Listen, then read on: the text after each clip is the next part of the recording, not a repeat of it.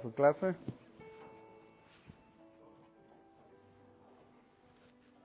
Gloria al Señor. Y usted que se queda aquí, ¿qué le parece si abre su Biblia al libro de los Hechos, capítulo 1? Vamos a leer otra vez del versículo 1 en adelante. Gloria al Señor. Capítulo 1, versículo 1. Vamos a encontrarnos con el poder y la misión de la iglesia. El poder y misión de la iglesia. Y si usted es parte de la iglesia, pues obviamente el poder y la misión de cada uno de nosotros. Vamos a hacer una oración. Padre Todopoderoso, en el nombre de Jesucristo, te doy gracias por cada uno de los que están aquí, Señor. Gracias, Padre Todopoderoso, a aquellos que pudieron vencer quizás una situación difícil, quizás simplemente el cansancio de la rutina de la semana, Señor. Y pudieron estar aquí delante de tu presencia, Señor. Te pido que no vuelvan a su hogar de la misma manera, sino que sean restaurados, fortalecidos, sanados, Señor, llenos de tu Espíritu Santo, animados, Señor, para hacer grandes cosas para ti, Señor. Te pido también por los que no están aquí, Señor, que los guardes, Señor, donde quiera que estén. Los que han sido parte de esta congregación, son parte activa. Y los que alguna vez pertenecieron, Señor, donde quiera que estén, Señor, que tú los guardes y los fortalezcas, Señor. Y sobre todo, que nos guíes a través de tu palabra, quitando todo pensamiento contrario, Señor, todo pensamiento que venga a robar la semilla. Toda obra de maldad, Señor, todo mensajero de Satanás que quiera confundir o destruir en este momento sea removido en el nombre de Jesucristo. Todo pensamiento vano, toda palabra torpe, Señor. Que sea tu nombre glorificado, sea tu Espíritu manifestado, sea tu pueblo transformado, Señor. En el nombre de Jesús te lo pedimos. Amén. El libro de los Hechos retoma donde el Evangelio de Lucas se terminó. Acuérdese que es el mismo autor, es el mismo tema y la misma situación. El capítulo 24 está hablando de la resurrección de Jesucristo, las últimas instrucciones que Él dio y su ascensión cuando Él volvió al cielo. Estos versículos, Él vuelve a retomar un poquito ese principio para como que hacer un resumen, pero también sirven de conexión e introducción. Y sobre todo porque van a afirmar dos verdades fundamentales del cristianismo. Primero, la indiscutible resurrección de Jesucristo. Ese no es un mito, ese no es una historia, es algo absolutamente verdadero, documentado en el mundo antiguo. La resurrección de Jesucristo y también la indispensable presencia del Espíritu Santo. Una iglesia puede ser de nombre lo que sea, puede tener el nombre, puede tener actividades, puede tener programas, pero si no tiene al Espíritu Santo, no es la iglesia de Cristo. Así que la presencia del Espíritu Santo es indispensable. Sin estos dos pilares o estas dos doctrinas, el cristianismo sería primero sin esperanza, porque así como todas las religiones, la gente se muere y muchos dicen, pues no sabemos a dónde van. Y muchos creen que van a reencarnar, pero no es algo seguro. De verdad no hay esperanza. Pero en el cristianismo, sin la resurrección sería sin esperanza y sin el Espíritu sería sin poder. O sea que se parecería a cualquier otra religión más hecha por el hombre. Pero no es así. Nosotros tenemos esos dos pilares y el Señor Jesucristo, antes de volver al Señor, lo que se llama la ascensión, instruye a los apóstoles acerca de estas cosas. Y después procede a hablar de su misión, la misión de ellos. Primero los va a establecer y les va a prometer el poder. Y después la misión. O sea que es el poder y la misión de la iglesia. Y dice el versículo 1 y 2, en el nombre de nuestro Señor Jesucristo. En el primer tratado, Teófilo, hablé acerca de todas las cosas que Jesús comenzó a hacer y a enseñar, hasta el día en que fue recibido arriba, después de haber dado mandamientos por el Espíritu Santo a los apóstoles que había escogido. Él está dando en unas pocas palabras un resumen del primer libro, del primer tomo, dirigido a la misma persona, a Teófilo, el ministerio y la obra del Señor Jesucristo en su encarnación. Eso es lo que el libro de Lucas básicamente nos enseña, el ministerio y la obra del Señor Jesucristo en su encarnación. Pero la palabra comenzó ahí es clave, mi hermano. Quiere decir que aún no termina la obra de Jesucristo, excepto que ahora Él está sentado a la derecha del Padre. Pero el trabajo de Jesucristo aún no ha terminado porque sigue activo de esta manera. Primero está con su iglesia. Él es parte de nosotros. Él dijo, donde 2 o 3 se junten en mi nombre, ahí estoy yo en medio de ellos. Él es nuestro intercesor. Él no ha dejado de orar por nosotros desde que en Juan 17 Él hizo aquella oración pidiendo, no por el resto del mundo, sino por los que tú me has dado, le dijo al Padre. Por ellos Él sigue intercediendo por nosotros. Por eso dice la palabra del Señor en la primera de Juan. Estas cosas os escribo para que no pequéis. Pero si alguno de vosotros pecare, ya se condenaron, ya se fueron al infierno. Jesucristo no quiere saber de ustedes porque ustedes ya deberían saber esa. No, dice, para que vengan, estén seguros y vengan a Cristo y arrepentidos, vuelvan a orar porque abogado tenemos en Cristo. Y el autor de Hebreos nos dice que Él es el que vive para interceder por nosotros eternamente. La seguridad del creyente no está en que tan fuerte tú te puedes agarrar de la mano de Cristo, sino en la fuerza y la seguridad de la mano de Cristo en la nuestra. No nosotros en la de Él, en la nuestra. Así de que Él comenzó pero sigue aún trabajando. Él es el que guarda la iglesia, Él es el que nos fortalece, nos guía, nos mantiene por los siglos hasta que todas sus ovejas sean juntadas. Va a haber un momento, Él prometió, hay otras ovejas de otros rediles que van a venir a mí. Va a haber un momento en que Él va a tener el número de todos los creyentes. No sé si es hoy, no sé si será en un año, no sé si será cuándo será, pero va a llegar el momento en que todas las mansiones van a estar llenas. Y entonces Él va a llamar a su pueblo, a los que estén muertos, los va a transformar a los que estén vivos y los vamos todos a recibirlo a Él en el aire. Hasta ese momento Él sigue intercediendo por nosotros. Y por la eternidad, cuando estemos juntos con Él, toda su iglesia, todos los santos de todos los siglos, Él va a seguir intercediendo por cada uno de nosotros. Por eso, por la eternidad lleva las marcas de su sacrificio. Él va a estar delante del Padre por siempre. Y Él mismo lo dijo cuando hablaban del trabajo y dijo, yo y el Padre aún trabajamos hasta el día de hoy. Estamos trabajando siempre. Así de que el libro de Lucas, los evangelios hablan de lo que Él comenzó a hacer. Las cartas explican más de lo que Él está haciendo hoy, pero algún día estaremos con Él. La obra aún no termina. Así como Él está trabajando en cada uno de nosotros. Ninguno de los que estamos aquí hemos sido perfeccionados aún. Él sigue trabajando en nosotros y por eso es que estamos aquí. Ahora el Señor Jesús, después de haber escogido personalmente a cada apóstol, eso es algo que quiero que no se le olvide. Nosotros no venimos a Cristo, Él nos trajo. Él le dijo a los apóstoles, ninguno de ustedes me escogió a mí. Aunque si usted lee atrás va a ver que Juan y Andrés se impresionaron con Él y lo siguieron. Y le dijeron, ¿dónde vives? Y el Señor les dijo, venid. Pero es porque Él ya los había llamado. En su corazón, el Espíritu Santo ya los había jalado hacia Él. Él los escoge personalmente. Escogió a los 12, obviamente, aún al que le iba a traicionar. Y dice que los instruyó por medio del Espíritu Santo. Fíjese que Jesucristo, aún siendo Dios, nos dejó ejemplo siempre apoyándose, obviamente, en Dios también, en el Espíritu Santo. Y aún después de resucitado los instruyó por medio del Espíritu Santo, que sigue siendo el Maestro el día de hoy. Dios lo escogió a usted.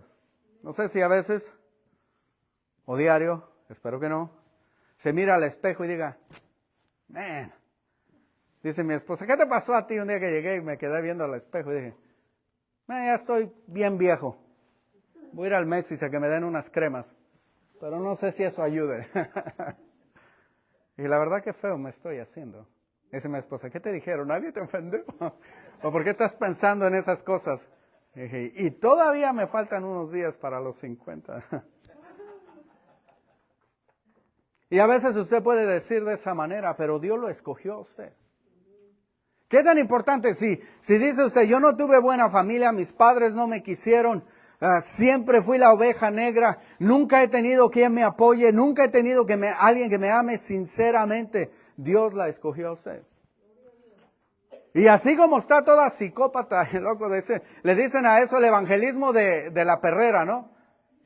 Que entra una persona a una perrera porque quiere adoptar un perrito. Y están unos ahí bien portados que lo miran como gato, como mira un gato a uno. Tú eres mi siervo, es lo que dicen los gatos.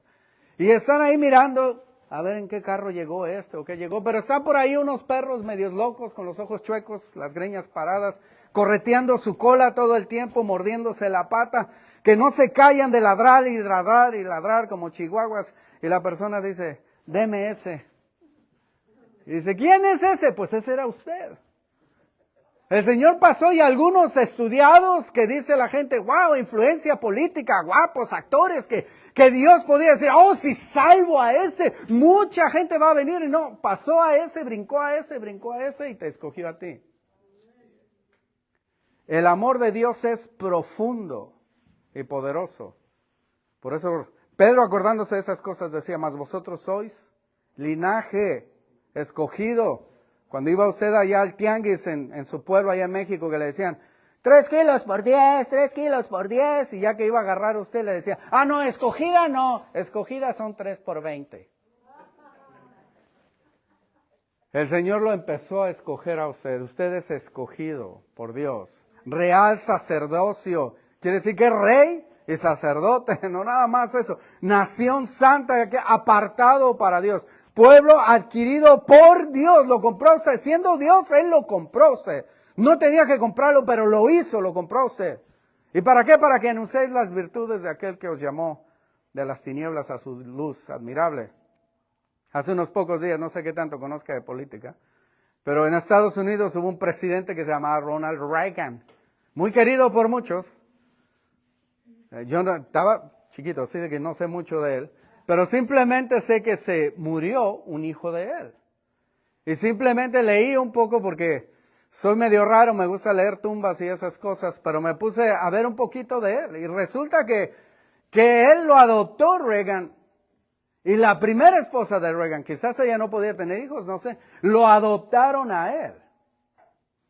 Y cuando estaba como de 4 o 5 años, una hermana de él le empezó a decir, tú no eres hijo de mi papá, tú eres adoptado.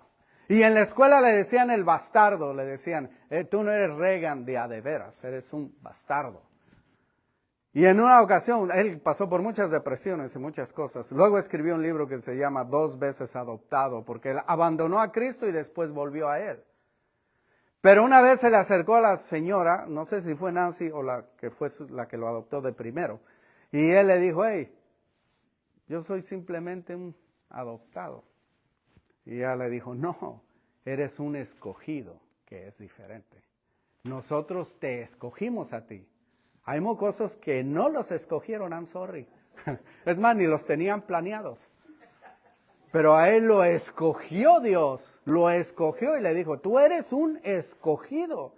Por eso cuando el apóstol Pablo usa la palabra adopción, significaba y tocaba de manera profunda en el mundo antiguo, porque alguien que era adoptado es que lo escogieron y alguien tomó la determinación de hacerlo propio. Y en aquel momento la ley estipulaba que jamás podía ser rechazado o echado a un lado. Así de que eso es algo importante. El Señor escogió a ellos, los adoptó, no solo los instruyó antes de su muerte, también lo hace después de la resurrección. Dice en el 3, a quienes también después de haber padecido, después de su muerte, después de su pasión, después de haber sufrido, dice, se presentó vivo con muchas pruebas indubitables, apareciéndoseles durante 40 días y hablándoles acerca del reino de Dios. Estuvo enseñando otra vez. Ahora, su muerte fue atestada por enemigos. Los fariseos sabían que él había muerto. Fue atestado por soldados. Dieron ya la muerte y dieron el certificado de muerte. Estaba muerto, absolutamente muerto, biológicamente, naturalmente, físicamente. Hay personas que no mueren médicamente y luego dicen, no, pues resucitó. Sí resucitó, pero no es una resurrección. Él estaba totalmente muerto, atestiguado, y lo mismo que su resurrección también fue atestiguada. Fue algo indudable, fue algo innegable. Muchas pruebas, muchas apariciones donde se comprobó que no era un espíritu, como dicen algunas religiones que se llaman cristianas, que un espíritu, no era un espíritu, no era una ánima como le enseñaron allá en el rancho, no era una ánima, era de carne y hueso cuando volvió a aparecerse. Por 40 días, se murió en el día de la Pascua, representando el Cordero Pascual. Si le agrega 3 días completos a su resurrección, en donde estuvo escondido en lo profundo de la tierra, entonces por 40 días, quiere decir que después de la Pascua, pasaron 43 días que él estuvo yendo y viniendo, no se quedaba con ellos todo el tiempo, compartió comida, bebió con ellos, se dejó tocar, se dejó examinar. Es por eso que no hay absolutamente ninguna duda de él. Mientras él afirmaba la fe de los apóstoles y también fomentaba su mensaje una y otra vez. Obviamente, el capítulo 15 de la primera de Corintios da una lista de muchas de las apariciones del Señor. No voy a ir ahí, pero en una ocasión fueron 500 personas las que lo vieron. 500 personas, o no fue ninguna cosa. Y es más, dice el escritor Pablo, y algunos de ellos viven hoy como diciendo, vayan y pregúntenles. Si tienen valor, vayan y pregúntenles. Y de la misma manera, Lucas aquí lo dice de tal forma, es innegable que Él resucitó. Si quieren, vengan y hablemos de ello. No lo podían hacer. Pero ¿qué es lo que le enseñó en Lucas 24:46? Y dijo, así estaba escrito y así fue necesario que Cristo padeciere y resucitase de los muertos al tercer día. Y que se predicase en su nombre, esto es lo que es el reino de Dios. Que se predique en su nombre el arrepentimiento y el perdón de pecados en todas las naciones, comenzando desde Jerusalén. Y esta era la misión de ellos. Y vosotros sois testigos de esta cosa. Y luego les promete ahí el poder. He aquí yo enviaré la promesa de mi Padre sobre vosotros, pero quedaos vosotros en la ciudad de Jerusalén hasta que seas investidos de poder desde lo alto, el poder y la misión de la iglesia. Cuando habla de enseñar acerca del reino de Dios, va a haber un reino físico que Dios va a establecer. Pero en este momento habla de la predicación acerca de Jesucristo, del perdón de los pecados. Por eso Juan el Bautista decía, arrepentíos, porque el reino de Dios se acerca. Y cuando el Señor Jesucristo predicaba, decía, arrepentíos, porque el reino de Dios está aquí. El arrepentimiento de los pecados. Ahora, los primeros cristianos, mi hermano, no creían en la resurrección porque no pudieron encontrar el cuerpo muerto de Cristo. Creyeron porque se encontraron con Cristo vivo, y hablando con ellos. Ahora, 40 días, ese número siempre ha sido significativo en la Biblia. 40 días duró el diluvio. 40 días o 40 años estuvo Moisés en el desierto, pero en Cristo también, por 40 días, antes de que empezara su ministerio terrenal, fue tentado y luchó en el desierto contra Satanás. Dios, cuando iba a instruir a Moisés acerca de su misión, lo tuvo por 40 días. Así que el Señor Jesucristo, 40 días estuvo aquí en la tierra después de haberse resucitado, antes de empezar su ministerio presente, que es ahora a través del Espíritu Santo, y también porque así como Dios instruyó a Moisés por 40 días, así también Cristo instruyó a los discípulos. El versículo 4 dice, y estando juntos, les mandó que no se fueran de Jerusalén, sino que esperasen la promesa del Padre, la cual les dijo, oíste de mí. ¿Hay alguna palabra ahí? Obviamente, estando juntos es una traducción buena. En realidad ahí dice comiendo sal. Era un dicho para decir que estaban comiendo juntos. Pero la palabra esperar, mi hermano, ahí es fundamental porque en estos tiempos es una de las virtudes más escasas en este país. Los mexicanos, al principio cuando menos, éramos un poco más, no tan esclavos del tiempo. Por eso todavía tenían esa costumbre algunas hermanas, de decir, ¿a qué horas quieres que se junte la fiesta? Y dicen, a las 7, ok, les voy a avisar a todos que es a las 5 para ver si llegan a las 7. A ver cuántos llegan aunque sea a las 7. Es una de las virtudes más escasas de nuestro tiempo, junto con el contentamiento. La gente nunca está satisfecha. Y es una de las menos deseables. Nosotros no queremos eso. ¿Cuántas veces le pedimos a Dios paciencia? Esperar, Señor, dame paciencia, Señor. Señor, dame paciencia.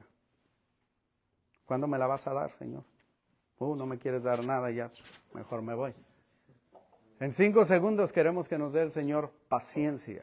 Hay que aprender a esperar, es una de las manifestaciones de fe. Esperar en el Señor, mi hermano, esperar lo que Él va a hacer y no queremos adelantarnos. Es más, no queremos esperar, preferimos hacer cualquier cosa que esperar. Es más, preferimos hacer lo incorrecto que esperar. ¿Cuántas veces te dicen, estás con el carro ponchado y no lleva la cruceta para quitarle los tornillos? Y te dicen, hermano, ahí te la llevo. ¿Y dónde viene? Voy a durar media hora. ¿Cómo? Y en vez de estar esperando, ahí estamos con un martillo queriéndolos aflojar. Preferimos a veces hacer lo incorrecto. El Señor te dice, te voy a mandar a la persona correcta. Le estás pidiendo a Dios una persona correcta.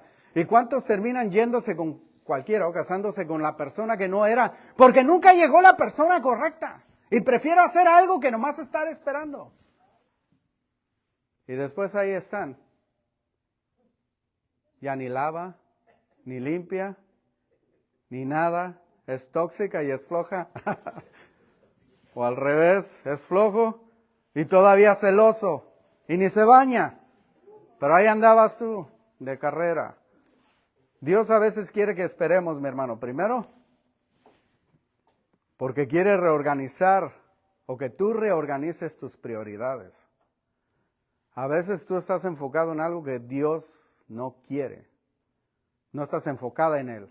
Estás enfocada en tus necesidades, en tus sentimientos, en satisfacer, decía Santiago, pides y no recibes, primero porque pides mal. Primero no pides y luego pides mal y luego pides para dar felicidad a tu concupiscencia. Dios a veces te hace esperar hasta que reorganices tus prioridades. ¿Qué es lo más importante para ti? Debe ser Él. A veces te hace esperar para probar tu fe. Muchas personas, no sé dónde sacan eso, la verdad, pero decían que había mucho en el aposento algo. No debería decir algo que no estoy seguro dónde está. Pero que según había muchos en el aposento alto y que todos empezaron a ir y ya después nomás quedaron 120. No estoy seguro que eso es verdad. Lo voy a investigar algún día. Pero a veces Dios quiere probar tu fe. Muchos en el esperar, al no recibir inmediatamente, se van de la iglesia o ya no quieren de Cristo. Era que no tenían fe y estaban fingiendo o querían usar a Dios. A veces Dios te hace esperar porque quiere purificar tus motivos. ¿Por qué me estás pidiendo esto? ¿Por qué quieres esto? Dame una explicación. Y tus motivos, la respuesta tuya siempre es algo que no tiene nada que ver con la vida espiritual. A veces lo que quieres es aumentar tu gratitud. Cuando la respuesta llegue, ¿cuántos de ustedes, si le dan, ustedes como padres que son buenos, le dan todo a sus hijos porque pueden? Y porque tú no tenías eso y tú desde chiquito dijiste, yo a mi hijo le voy a dar todo lo que él quiera. Pero te vas a dar cuenta que cuando te lo pida, después lo va a tirar a la basura y tú vas a decir, esos zapatos me costaron $200. Pero como todo el tiempo se los das, nunca van a valorar absolutamente nada. Es más, se van a pelear contigo. Y después eres odiosa porque no les das lo que te piden. Mis amigas traen Gucci y tú me estás dando eso. ¿Qué dice eso? Fuchi, no sé ni qué dice eso. Y a veces el Señor es así. Algo que te cuesta trabajo lo puedes valorar y apreciar y cuidar. A veces Dios te hace esperar, para que aprecies. Y otras veces, mi hermano, es para que simplemente recordemos quién es el que está en control. Él nos hizo y no nosotros mismos. Y Dios es soberano y nosotros somos polvo. Él no está como el genie en la botella para conseguir en la lámpara nuestros deseos. Nosotros estamos para obedecer los deseos de Dios. Les dice que tiene una promesa, que es lo que prometió, un poder especial, les ha estado diciendo. Porque había una misión grande y poderosa que iban a hacer. En la segunda parte del versículo 8, simplemente brincándolos, dice que van a ser testigos en Jerusalén, en toda Judea, en Samaria y hasta lo último de la tierra. Esa es la misión.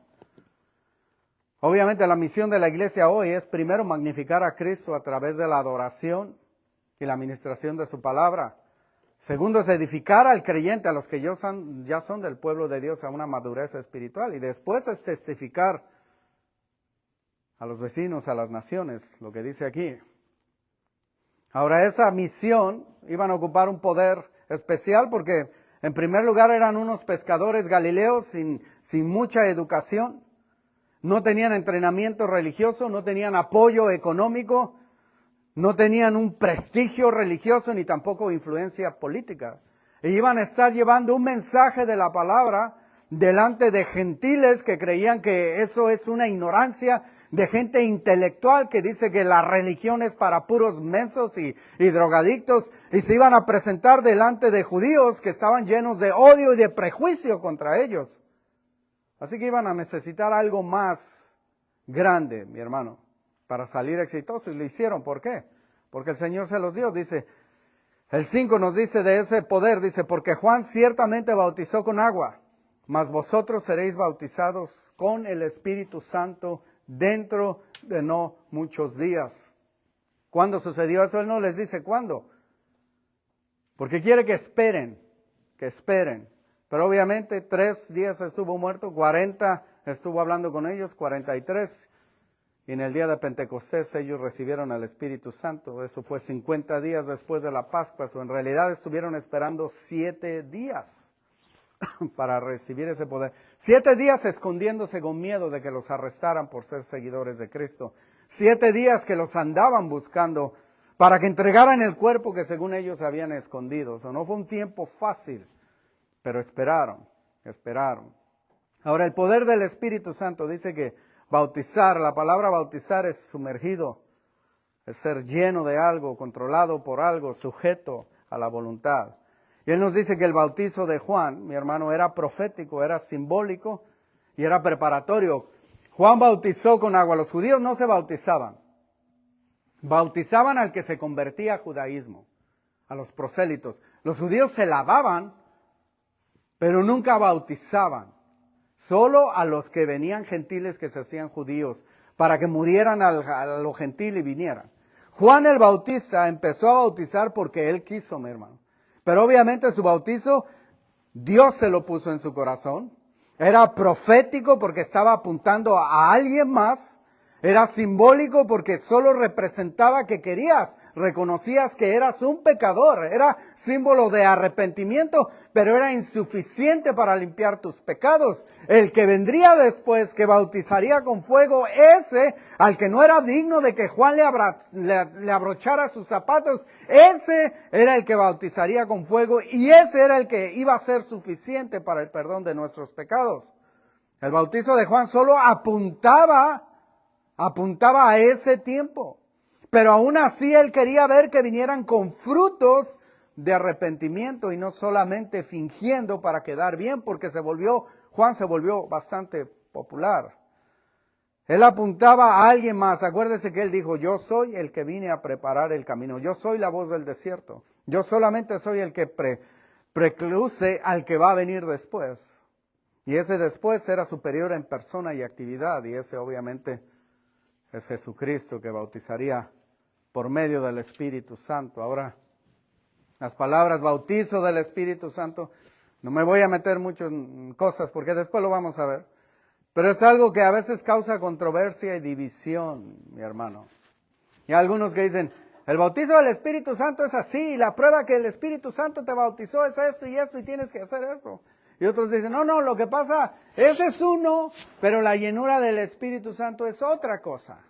Y esa no todos los cristianos la tienen. Y hay mucha discusión en eso que en 2 minutos, al cabo yo estoy correcto, no interesa, pero en 2 minutos sería imposible que yo le dijera a usted todas esas opiniones, mi hermano.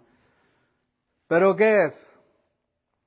Cada creyente, cuando acepta a Jesucristo, en el momento que lo hace, es bautizado por el Espíritu Santo.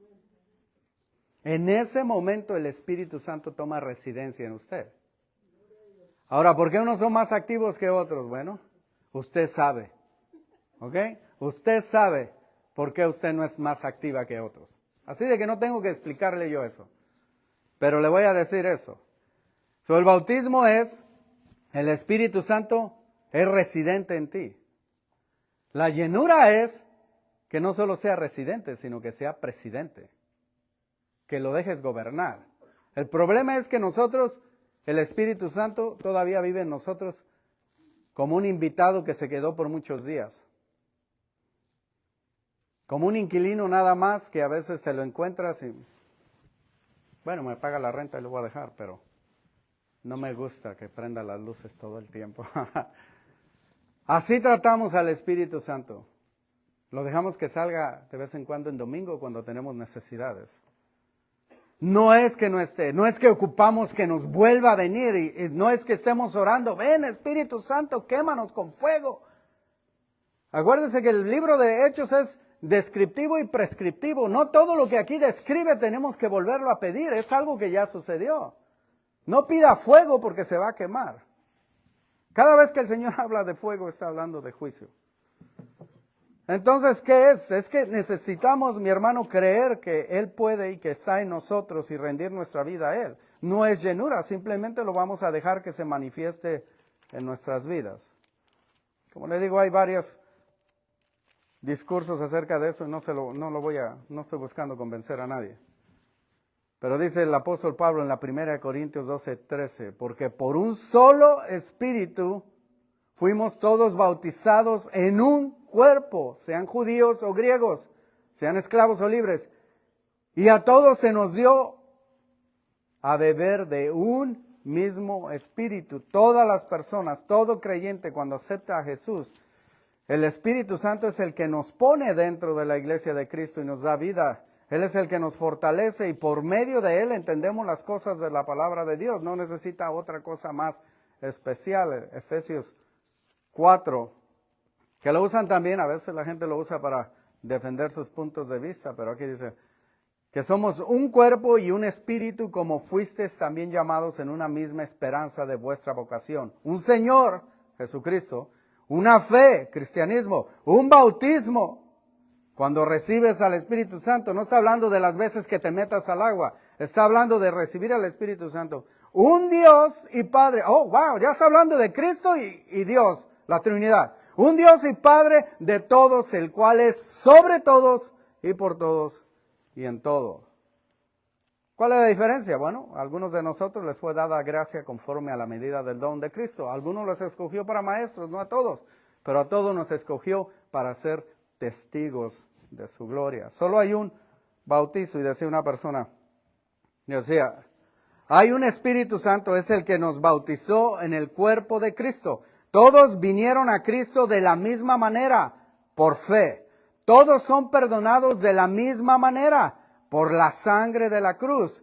Todos entran en el cuerpo de Cristo de la misma manera, por el Espíritu Santo. Dios no tiene 2 formas de salvación, no tiene 2 métodos de perdón, no tiene 2 cuerpos de Cristo o 2 Espíritus Santos, uno para dones menores y otro para dones mayores. Todos los verdaderos cristianos comparten el mismo Espíritu Santo. No hay una posición secundaria en el cuerpo de Cristo. Antes de que te salves, estás fuera de Cristo. En el momento en que recibes la salvación, el Espíritu Santo te coloca en Cristo, poniendo así a tu disposición todas las riquezas del Señor Jesucristo. ¿Cuándo tiene lugar el bautismo del Espíritu Santo? La respuesta es que tiene lugar en el momento en que recibes a Cristo como tu Salvador. creemos que el bautismo del Espíritu Santo ocurre en el momento de la conversión y es ese acto por el cual los creyentes se unen a Cristo como parte de su cuerpo, una vez y para siempre. Una vez y para siempre. Solo hay un bautizo. Ahora, la venida del Espíritu Santo fue profetizada en el Antiguo Testamento, no es algo nuevo. Isaías 44:3, Jeremías 31, del 31 al 34, dice, pondré en ellos un corazón nuevo. Ezequiel 36, del 26 al 27, y también en Joel, después el apóstol Pedro va a usar el libro de Joel para decir, estos son los tiempos que profetizó Joel, donde el Espíritu Santo vendría sobre cada uno de nosotros. También estableció, el Antiguo Testamento dice que va a haber una monarquía divina, una teocracia donde Dios juzgará a las naciones, las sujetará bajo su poder y establecerá su reino en la tierra como en el cielo, de manera escatológica y final. Cielo nuevo, tierra nueva. Cuando el Señor habla entonces de eso, del Espíritu Santo, los apóstoles están todos confundidos, dicen en el 6. Entonces, dice, los que se habían reunido le preguntaron diciendo, Señor, ¿restaurarás el reino de Israel en este tiempo? ¿Es en este tiempo que vas a venir a juzgar vivos y muertos? ¿Vas a establecer la nación de Israel? ¿Vas a poner la nueva Jerusalén? ¿Van a venir de todo el mundo y te van a buscar? Y Él les dice, no os toca a vosotros saber los tiempos. No los regaña, esto sí va a suceder. Hay mucha gente que no cree que Israel va a ser establecido otra vez. Ese es otro punto de controversia. Pero el Señor no les dice, eso ya no va a suceder, la iglesia reemplazó a Israel. No les dice esas cosas. No los regaña por eso, simplemente les dice, no os toca a vosotros saber los tiempos o las sazones que el Padre puso en su sola potestad. No les niega eso, simplemente les dice, no se preocupen por eso ahorita. Yo les tengo otra cosa que hacer. Yo les tengo otra cosa que decir. Ustedes tienen otra misión y les dijo, dice también, pero también, dice, recibiréis poder cuando haya venido sobre vosotros el Espíritu Santo y me seréis testigos en Jerusalén, en toda Judea, en Samaria y hasta lo último de la tierra. Hay misterios que pertenecen a Dios. Me sorprende cómo todavía hay gente y tienen seguidores que profetizan que Dios va a llegar en tal fecha, cuando la Biblia claramente dice que no nos corresponde a nosotros saber los tiempos. ¿Cuántas denominaciones y culticas se han establecido porque dijeron, y luego después que les quebran un huevo en la cara, sacan unas vueltas y unas mentiras para decir, bueno, esto fue para probar a los que de verdad son de esta iglesia, los que se fueron decepcionados porque dijimos mentiras? No, era una prueba. No necesitamos nosotros ocuparnos de eso. Ocúpese de ser un creyente fiel y verdadero. No de andar buscando señales en el cielo. Nosotros no esperamos señales, esperamos a Jesús cuando llame nuestro nombre. Y eso lo va a hacer Él en cualquier momento. Usted esté lista, preparada, vestida y arreglada, sin mancha y sin arruga, para que cuando llegue y diga, sal, Juliana, ya vine por ti, usted salga lista, como que, fingiendo como que no, pero que sí. Como la novia que dice, no, pues no sabía que ibas a venir, mi amor, y está toda pintada y arreglada y perfumada. ¡Qué sorpresa, mi cariño! El Señor no quiere que se queden viendo al cielo esperando señales. No quiere, porque eso de estar desesperado es algo carnal. Esos señores que dicen que saben cuándo Cristo va a venir, les ganó la carnalidad por encima de lo espiritual. El Señor no quiere que se queden viendo al cielo como lo hicieron en Tesalónica, que decían, no, pues al cabo el mundo se va a acabar, y ya no querían ni trabajar. No, ellos tienen trabajo que hacer. Y lo que tienen que hacer es llevar el Evangelio. Son más las mieles, las cosechas listas que los obreros, y el Señor quiere que ellos se pongan a trabajar. Los campos ya están listos. Y les dice, y así es como este libro se va a desenrollar. Vamos a ver cómo la iglesia crece primero en Jerusalén. Pero ya no quieren salir, están muy a gustos ahí, empieza persecución. Tiene que el Señor empezarlos a perseguir para que corran a Judea. Y luego vamos a ver a Felipe en Samaria, y después vamos a ver cómo el Evangelio se predica en el resto del mundo. Van a ser testigos, van a ser mártires. Es la palabra testigo y la palabra mártir en realidad. Esta es la misión de los apóstoles y esta es nuestra misión también. Y déjeme decirle algo, le dije que este libro inspira, pero también avergüenza.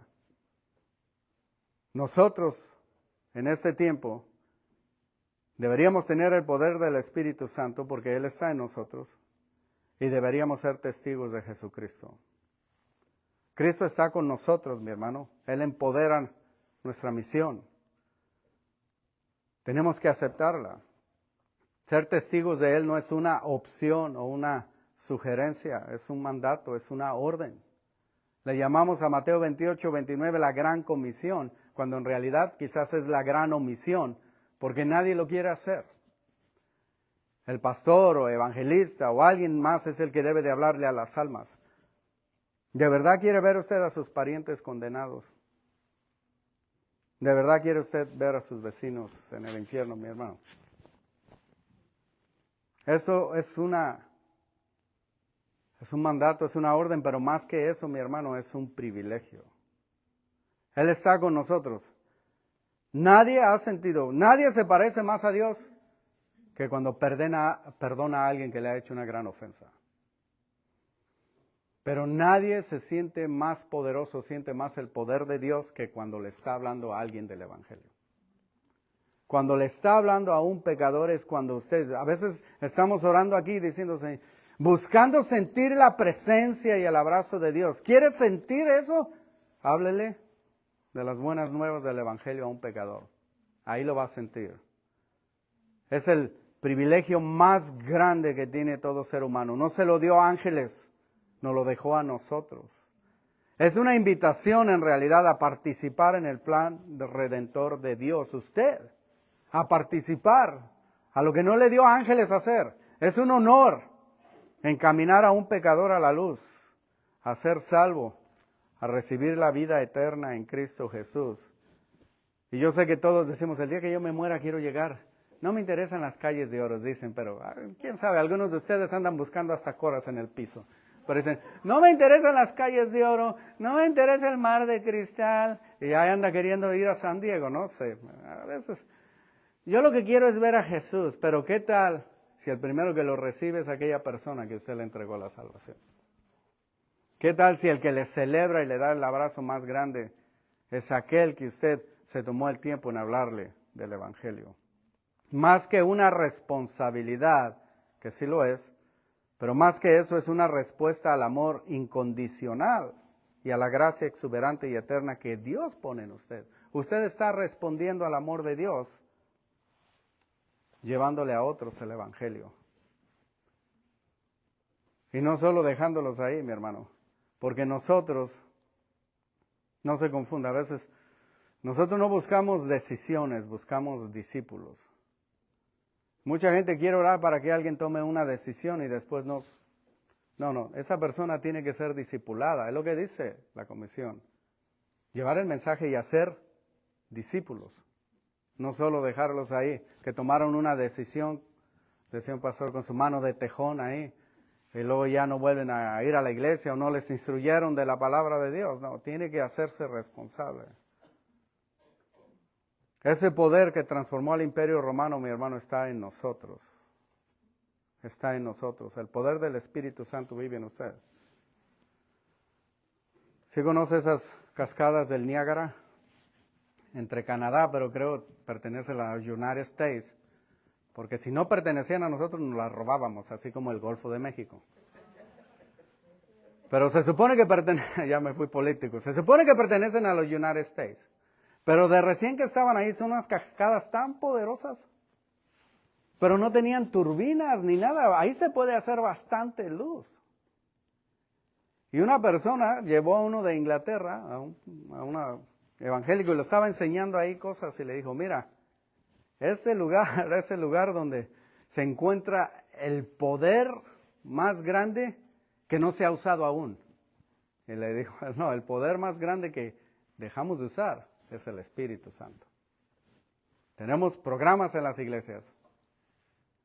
Tenemos seminarios y conferencias de cómo hacer crecer tu iglesia. Pero lo que no tenemos, decía un señor, me imagino si el Espíritu Santo se fuera de la tierra, ¿cuántos se darían cuenta?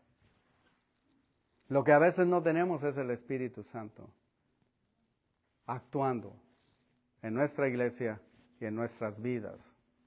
Es el poder más grande que yo y usted tenemos, el que menos usamos. El privilegio más grande de orar, no lo queremos hacer. El privilegio más grande en nuestras vidas y nuestro corazón es el poder del Espíritu Santo.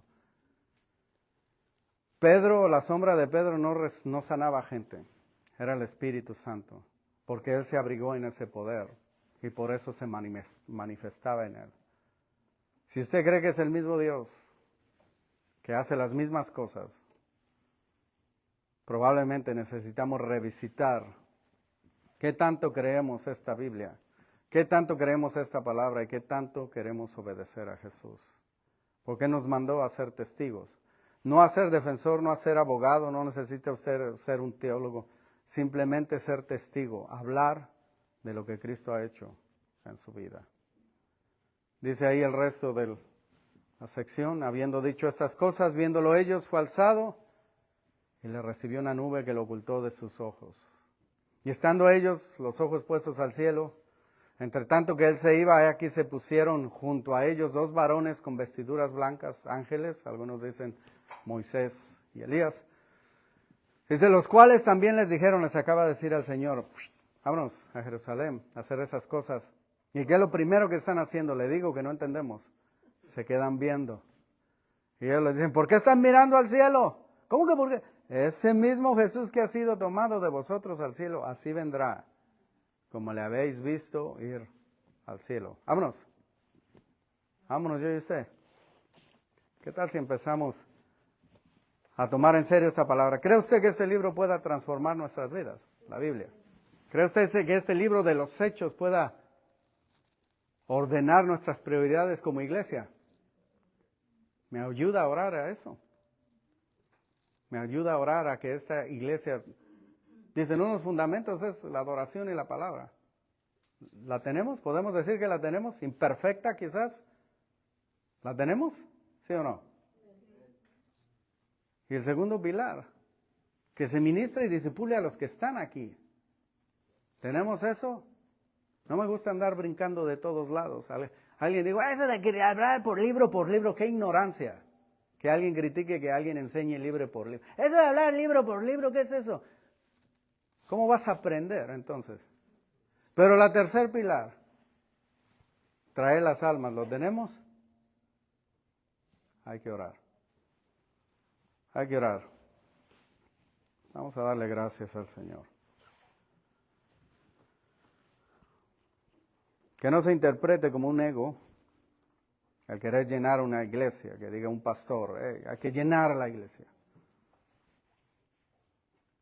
Sino que sea aceptado como una responsabilidad y una respuesta de amor. Más que llenar un edificio, hay que testificar del poder de Jesucristo a gente que necesita de Dios y sabe, por eso hay tantas drogas, por eso hay tantas religiones falsas, por eso hay tantos movimientos que quieren llamar nuestra atención, porque todas esas personas saben que en su alma hay un hueco y está buscando algo. A veces lo buscan en el sexo, en malas relaciones, en drogas, en vicios, en movimientos políticos, en lograr metas, y cuando llegan terminan vacíos.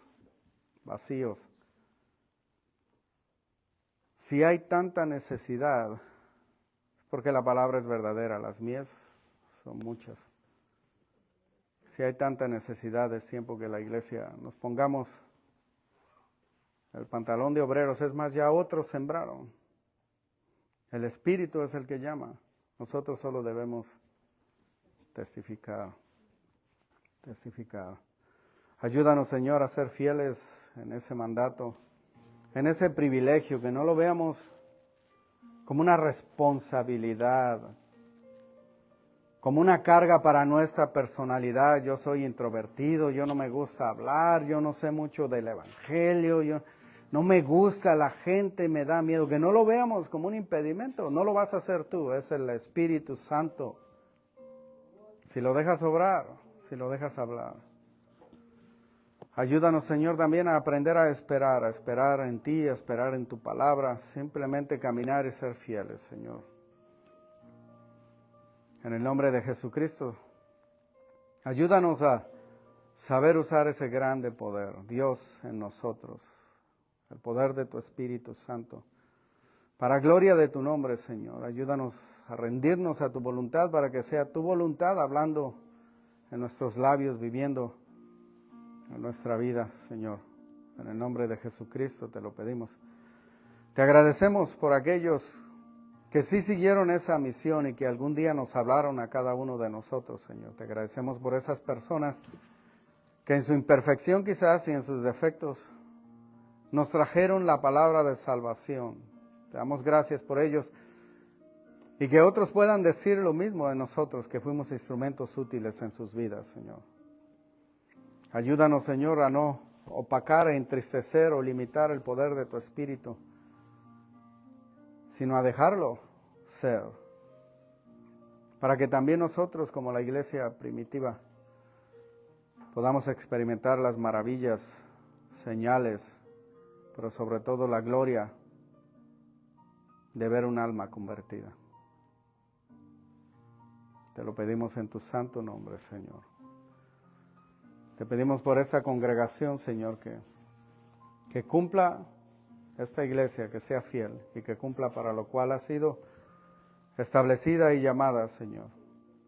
No solamente un lugar de reuniones, no solamente un lugar para los que ya son, sino una luz para los que no te conocen también, Señor. En el nombre de Jesucristo te lo pedimos, Señor. Ayúdanos en esta semana a vivir de una manera más fiel, Señor, más poderosa, Señor, más cercana a ti, Padre. Ayúdanos a hacer nuevas cosas, Señor, a arriesgarnos en el mundo espiritual y para gloria de tu nombre, Señor. Te pido por cada familia en este lugar, cada persona que lleve un sufrimiento, alguna pena, una necesidad, Señor, una enfermedad, que tú lo toques, que tú la toques, Señor. Levanta, Señor, esfuerza, Señor, las rodillas dobladas, Señor. Levanta el corazón de aquel que está entristecido, Señor. Quita toda ansiedad, Señor. Disipa, Señor, todo dolor, toda angustia, Señor, todo rencor, Señor, toda amargura de espíritu. Que tu paz que gobierne nuestro corazón, tu paz que sobrepasa todo entendimiento, gobierne nuestras vidas y nuestro corazón, Señor, primeramente. Que tu Espíritu nos fortalezca, nos sane, Señor, nos anime, Señor. Te lo pedimos en tu santo nombre, que esta semana, Señor, podamos ver tu gloria manifestada cada vez más en nuestras vidas, Señor. Por último, Padre Santo, bendice la ofrenda, Señor, que sea dada en gratitud, como respuesta al amor que tú nos das, Señor, y que sea usada en temor y con sabiduría, Señor, como respuesta a la responsabilidad que tú has puesto para nosotros, Señor. En el nombre de Jesucristo te lo pedimos, Señor. Todo honor y toda gloria. Amén.